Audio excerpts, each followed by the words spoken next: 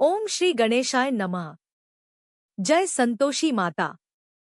नमस्कार, आप सभी श्रद्धालु भक्तों का स्वागत है। आज हम सुनेंगे शुक्रवार को किए जाने वाले संतोषी माता व्रत की पावन कथा, जिसे श्रद्धा और विश्वास के साथ सुनने तथा सुनाने से माता संतोषी की विशेष कृपा प्राप्त होती है।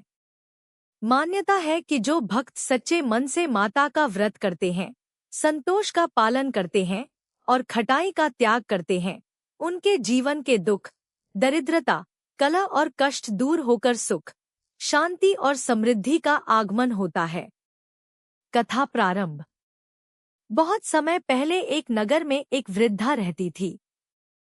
उसके 7 पुत्र थे। 6 पुत्र कमाते थे और अपनी पत्नियों के साथ सुखपूर्वक रहते थे, जबकि सबसे छोटा पुत्र सीधा सादा, भोला और बेरोजगार था। उसकी पत्नी अत्यंत धर्मपरायण, पतिव्रता और सहनशील थी। घर में सभी बहुओं को अच्छा भोजन मिलता, लेकिन छोटी बहू को सबसे अंत में बचा खुचा भोजन दिया जाता। वह बिना शिकायत सब कुछ स्वीकार कर लेती और मन ही मन भगवान से प्रार्थना करती रहती। एक दिन छोटे पुत्र ने अपनी पत्नी से पूछा, क्या सचमुच तुम्हें इतना कष्ट दिया जाता है? पत्नी ने पहले तो बात टाल दी, परंतु जब पति ने आग्रह किया तो उसने सारी बात बता दी। यह सुनकर छोटे पुत्र का हृदय दुखी हो गया और उसने निश्चय किया कि वह परदेश जाकर मेहनत करेगा और धन कमाकर अपनी पत्नी का सम्मान लौटाएगा। वह अपनी पत्नी को सांत्वना देकर परदेश चला गया। वहां उसने ईमानदारी और परिश्रम से व्यापार किया। धीरे धीरे उसकी किस्मत बदल गई और वह धनवान बन गया। इधर घर में उसकी पत्नी के कष्ट और बढ़ गए। एक दिन वह जंगल से लकड़ियां लेकर लौट रही थी। रास्ते में उसने देखा कि कुछ स्त्रियां बड़े प्रेम और श्रद्धा से किसी देवी का व्रत कर रही हैं। उसने उनके पास जाकर विनम्रता से पूछा, बहनों, आप किस देवी का व्रत कर रही हैं? उन स्त्रियों ने कहा, हम संतोषी माता का व्रत कर रही हैं। माता अपने भक्तों की सभी मनोकामनाएं पूर्ण करती हैं। छोटी बहू ने पूछा, इस व्रत की विधि क्या है? स्त्रियों ने बताया, हर शुक्रवार स्नान करके माता का पूजन करो, गुड़ और चने का भोग लगाओ, कथा सुनो या पढ़ो, दीप जलाओ, खटाई का सेवन मत करो और अंत में माता से अपनी मनोकामना कहो। 16 शुक्रवार तक यह व्रत करो। मनोकामना पूर्ण होने पर उद्यापन करो, जिसमें 8 बालकों को भोजन कराओ और उन्हें खटाई बिल्कुल न दो। छोटी बहू ने उसी दिन से माता का व्रत आरंभ कर दिया। वह चाहे कितनी भी गरीब थी, फिर भी श्रद्धा से थोड़ा सा गुड़ और चना लेकर माता की पूजा करती। माता उसकी भक्ति से प्रसन्न हुई। उधर परदेश में उसके पति का व्यापार और अधिक बढ़ने लगा। एक रात माता संतोषी ने स्वप्न में उसे दर्शन दिए और कहा, तुम्हारी पत्नी मेरी सच्ची भक्त है। अब समय आ गया है कि तुम अपने घर लौट जाओ।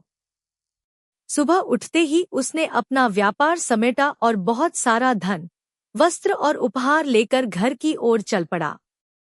घर पहुंचने पर उसने देखा कि उसकी पत्नी अब भी साधारण वस्त्रों में है, लेकिन उसके चेहरे पर संतोष और भक्ति का तेज है। उसने पत्नी को सम्मान दिया और दोनों सुखपूर्वक रहने लगे।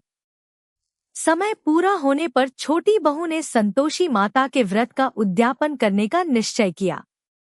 उसने 8 बालकों को भोजन के लिए बुलाया, लेकिन उसकी जेठानियों को यह अच्छा नहीं लगा। उन्होंने अपने बच्चों को सिखा दिया कि भोजन के बाद खटाई मांगना। जब बच्चों ने खटाई मांगी, तो छोटी बहू ने मना कर दिया। तब बच्चों ने मिले हुए पैसों से स्वयं इमली खरीद कर खा ली। इससे उद्यापन की विधि भंग हो गई। माता अप्रसन्न हो गई और कुछ समय बाद उसके पति पर संकट आ गया। व्यापार में हानि हुई और उसे राजदरबार में भी कठिनाइयों का सामना करना पड़ा। छोटी बहू ने अपने मन में विचार किया कि अवश्य ही व्रत में कोई त्रुटि हुई है। उसने माता से क्षमा मांगी और पुनः पूरी श्रद्धा, नियम और विधि से शुक्रवार का व्रत किया। निर्धारित समय आने पर उसने फिर उद्यापन किया। इस बार उसने पूरी सावधानी रखी।